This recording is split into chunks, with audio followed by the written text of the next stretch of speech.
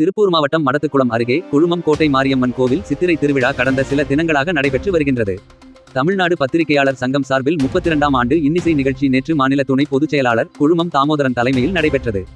மாநில தலைவர் சுபாஷ் கலந்து கொண்டு இன்னிசை நிகழ்ச்சியை துவக்கி வைத்தார்.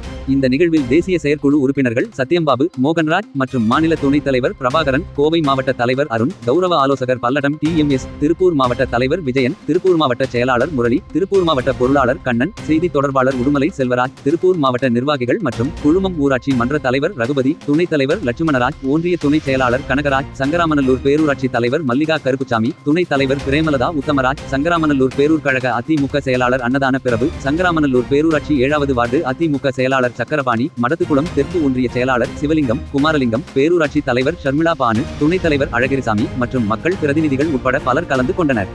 எதிரொலி செய்திகளுக்காக திருப்பூர் தலைமை செய்தியாளர் முகமது கவுஸ்.